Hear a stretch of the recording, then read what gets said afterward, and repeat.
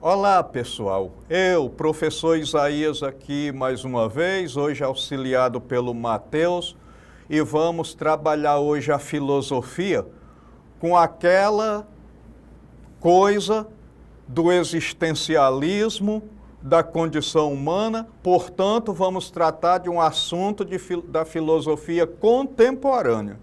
Isso é muito importante porque eu prometo que a aula de hoje vai ser barulhenta. Então, vamos lá. Então, existencialismo e a condição humana.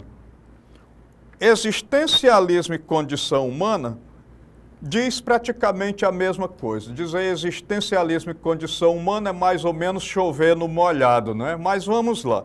Então, o existencialismo aborda a condição humana ao afirmar que a existência antecede a essência, significando que o ser humano nasce sem um propósito ou natureza pré-definidos, mas constrói sua própria essência através das suas escolhas e ações.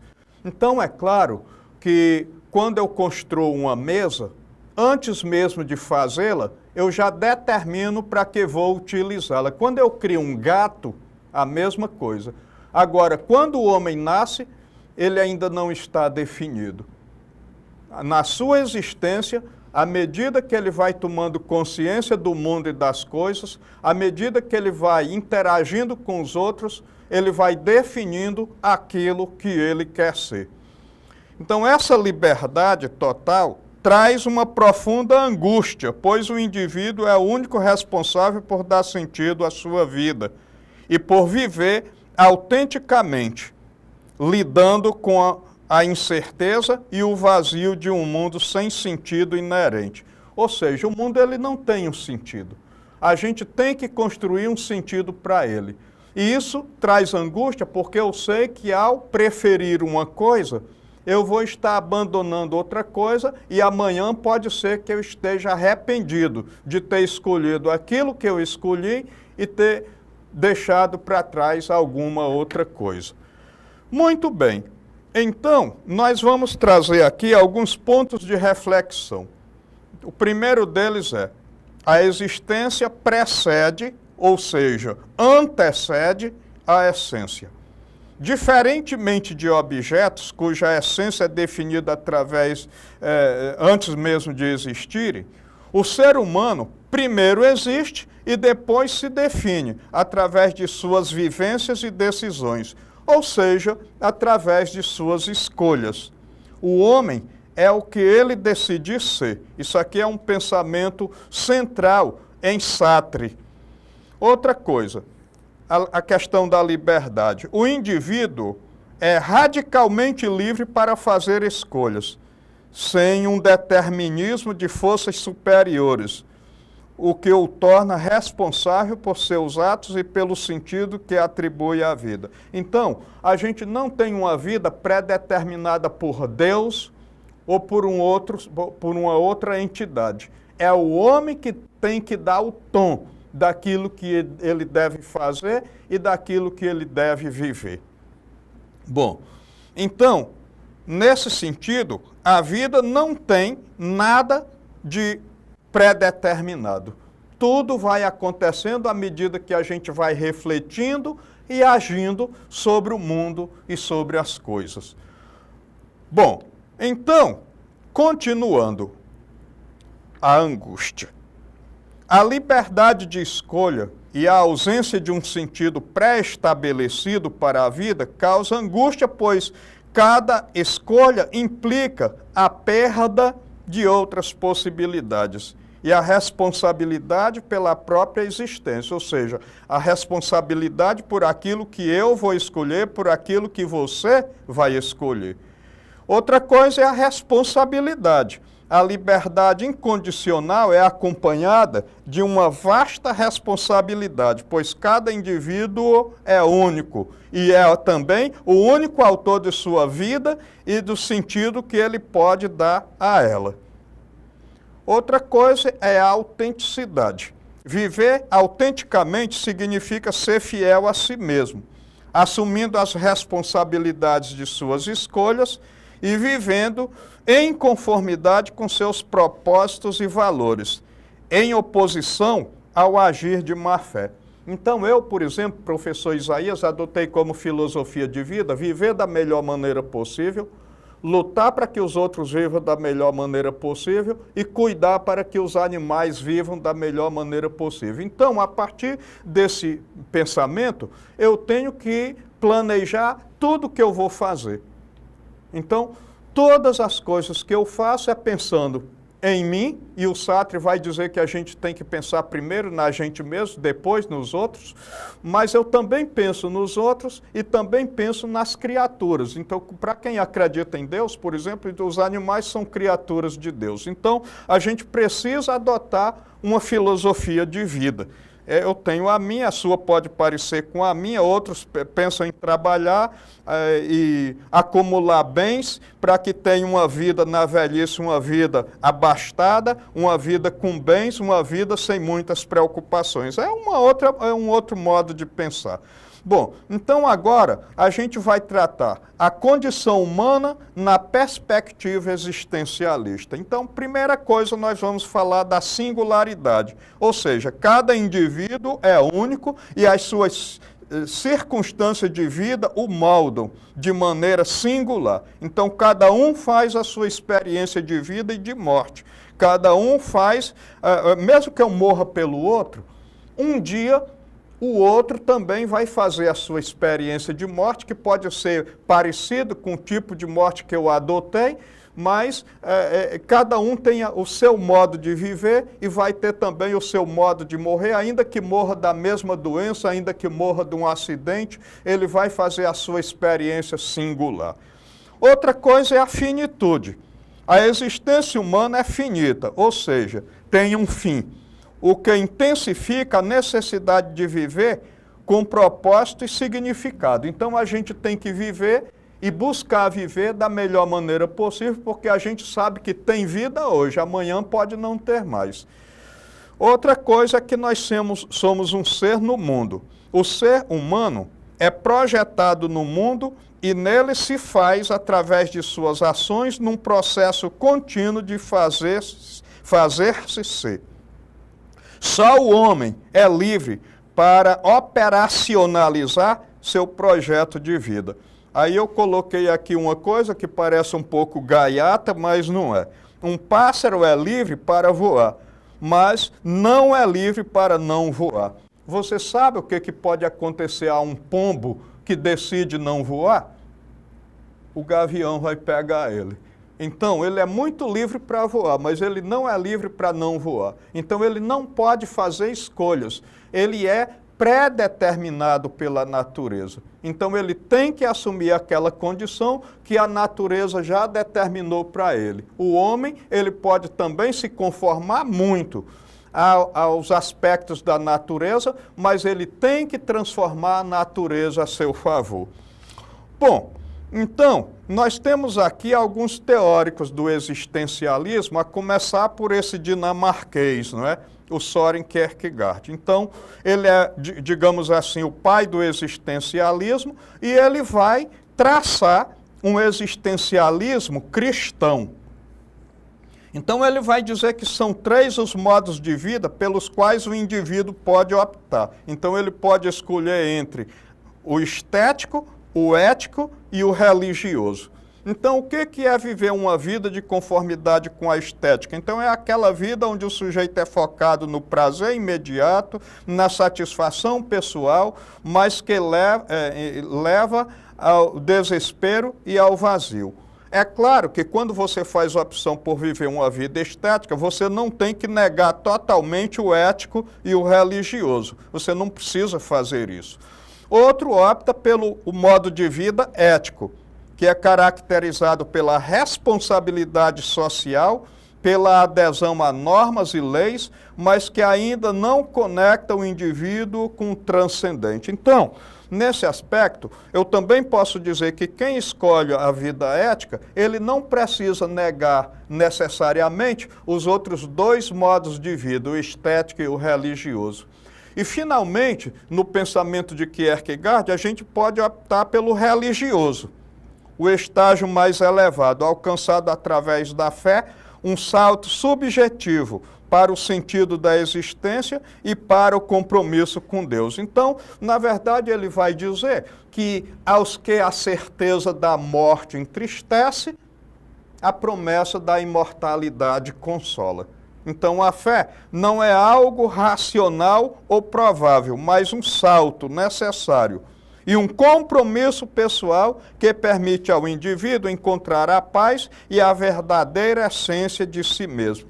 É claro que, ao optar por essa situação religiosa, ele não vai negar, pelo menos em aspecto mínimo, a estética. E também deve valorizar o ético. Como eu já falei anteriormente, que uma coisa não elimina necessariamente a outra. Agora nós temos o Friedrich Nietzsche. Então, o Nietzsche, embora ele não seja um existencialista, o seu trabalho sobre o niilismo, que é esse não está muito aí para as normas, por essas coisas criadas pela sociedade, ele também vai falar da morte de Deus e a vontade de poder, também da necessidade de criação individual, de valores, e isso influenciou profundamente o movimento existencialista. Então, quando eu tento criar os meus valores, não obedecendo aquilo que está lá na Bíblia ou aquilo que está na Constituição, também não significa que eu tenho que ser um maluco aonde vale tudo.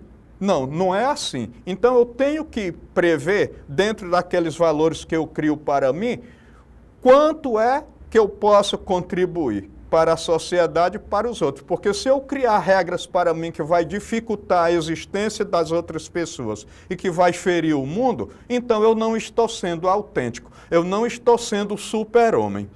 Então, ele vai tratar do niilismo e da morte de Deus. Então, ele vai dizer que Deus está morto, o que gera a essência de um significado transcendente predeterminado. Então, ele vai dizer que nós é que temos que construir tudo isso. Não devemos ficar muito preocupados com a metafísica, com a religião e com a moral. A gente precisa criar os nossos valores. Então, criação individual de valores. Cada indivíduo deve criar seus próprios valores e significados, em vez de aceitar passivamente ou pacificamente os valores impostos pela sociedade, pela religião e pela tradição. É aí que ele vai negar a metafísica, a religião e a moral. Aí ele vai tratar também da vontade de poder, também traduzido aí nos livros dele por vontade de potência. O que significa isso? Entendimento como a busca pela realização e superação pessoal. Isso reflete a ânsia existencialista pela autoafirmação e desenvolvimento das potencialidades individuais, o que também vai contribuir com o coletivo. Então, a afirmação da vida, do aqui e agora. Não há vida após a morte. Então ele vai tratar da questão da vida na Terra, porque nós não podemos apostar no futuro, não podemos apostar no paraíso, não podemos apostar no inferno. A vida que nós devemos viver com autenticidade é a vida aqui e agora. Então isso é importante na filosofia de Nietzsche. Bom, prosseguindo, nós vamos ter o Heidegger. Então, Martin Heidegger, ele vai falar do Dasein, que é o ser aí. Então, o homem é o ser aí, é o Dasein. É um ser no mundo, cuja existência antecede a sua essência. O ser aí, ou Dasein, é caracterizado pela sua finitude. Ele nasce, cresce, pode se reproduzir e morre. Então, mas também é definido pela liberdade e responsabilidade. E encontra-se em busca de significado diante da morte e do aparente absurdo da existência, sendo a angústia um motor para a sua ação e autenticidade. Então, o que ele está dizendo? A gente tem a certeza que a gente vai morrer. Então a gente não pode viver de qualquer maneira. A gente tem que construir um significado para a nossa vida, porque nada em nós está pronto e acabado. E aí nós temos a ontologia. Então, ele argumenta que o sentido do ser, que é a ontologia metafísica, digamos assim, tudo é desvendado através de uma análise de fenômenos da existência humana. Então as coisas vão acontecendo, nós vamos refletindo sobre essas coisas e vamos criando a nossa essência, fundamentando a nossa existência. E aí ele vai tratar daquela ideia de que o homem é um ser para a morte. Ou seja, eu tenho 3 ou 4 projetos de vida, mas consigo realizar 2 deles. Eu cumpri integralmente com a minha passagem pelo mundo, porque quem vai dar a última palavra sobre a minha vida é a morte. Então eu posso ter 3 projetos, realizar 2, eu cumpri tudo que eu poderia cumprir. Eu não fiquei devendo nada para o mundo, nem para mim mesmo. Então, essa questão do ser para a morte é uma questão existencial, um modo de ser que ilumina a existência humana ao reconhecer sua finitude como possibilidade última.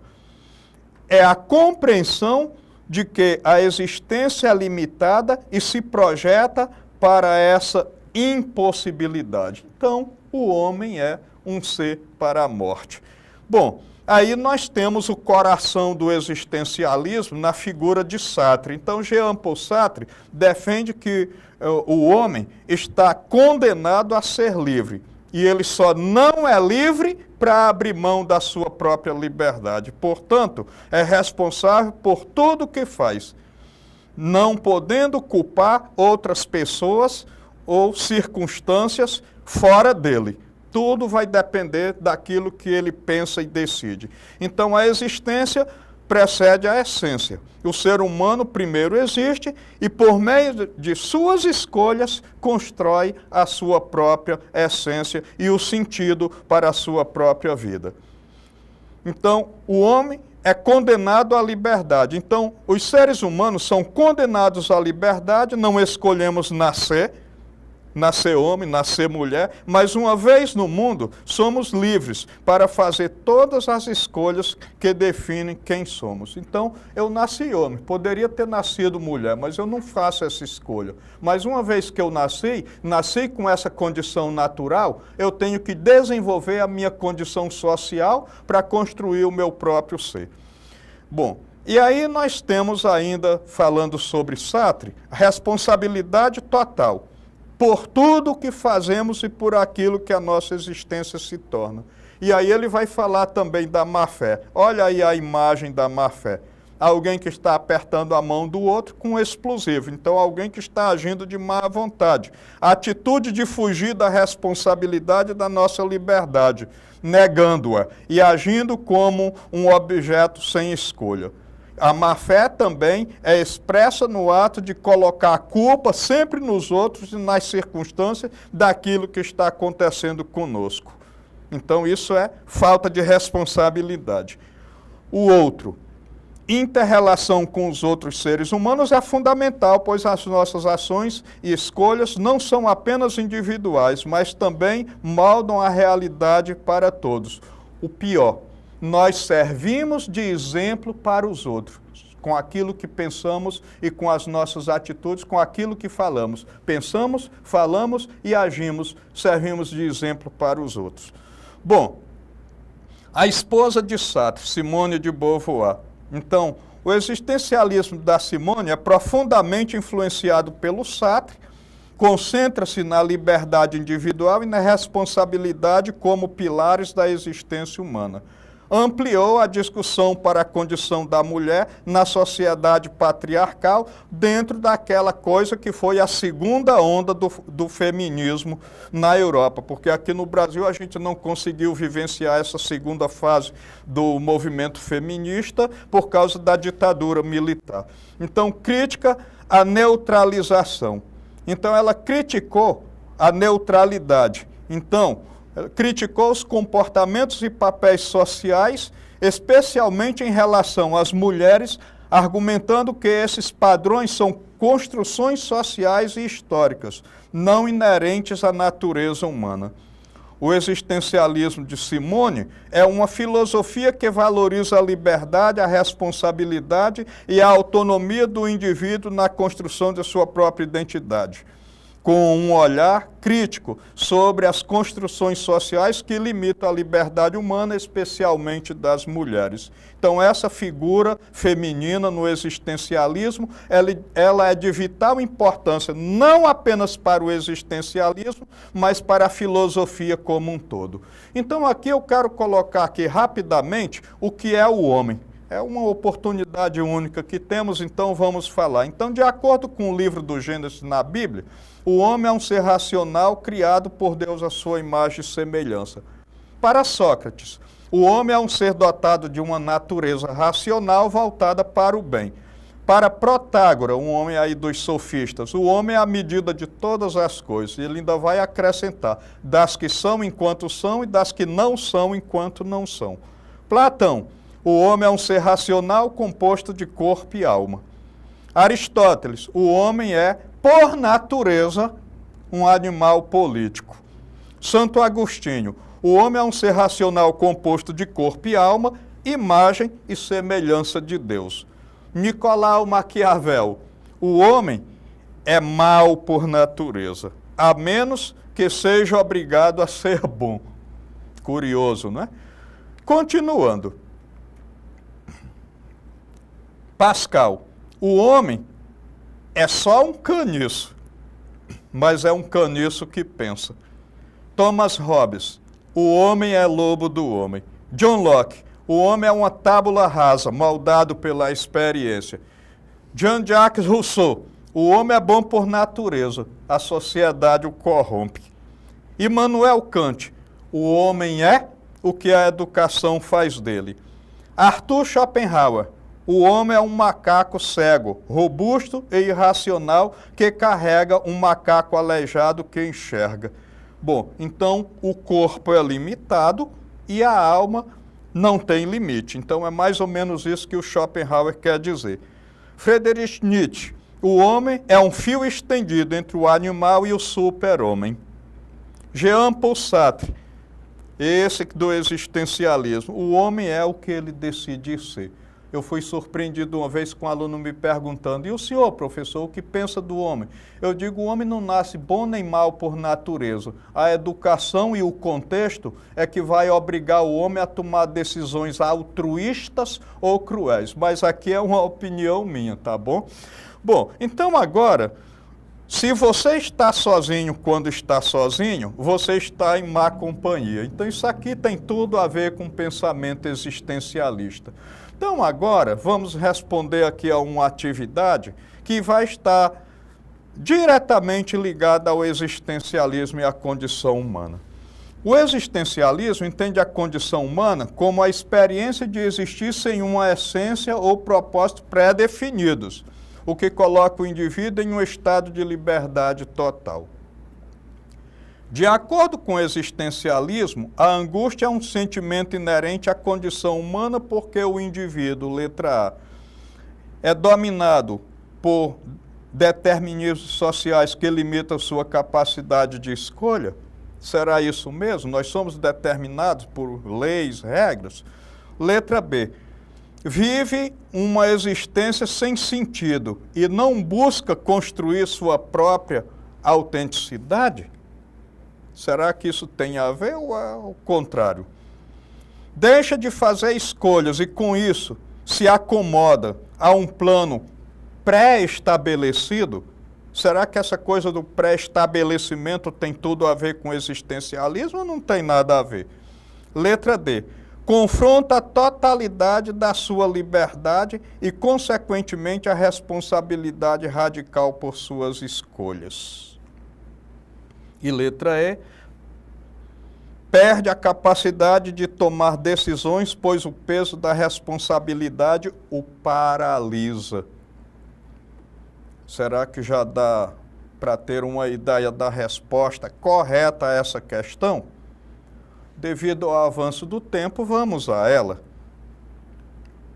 Olha aí, a letra D, confronta a totalidade de sua liberdade e, consequentemente, responsabilidade radical por suas escolhas.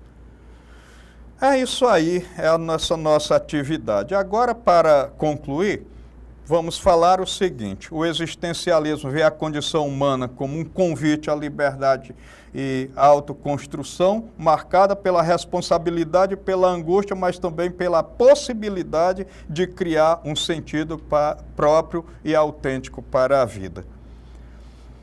A ação humana é um conjunto de características, experiências, eventos e dilemas que são essenciais e universais na existência humana, abrangendo aspectos físicos, emocionais, psicológicos e sociais, como nascimento, crescimento, dor, felicidade, morte, aspirações e conflitos. Muito obrigado pela aula de hoje, já avançamos no tempo, visite a plataforma, retome os conteúdos e até o nosso próximo encontro.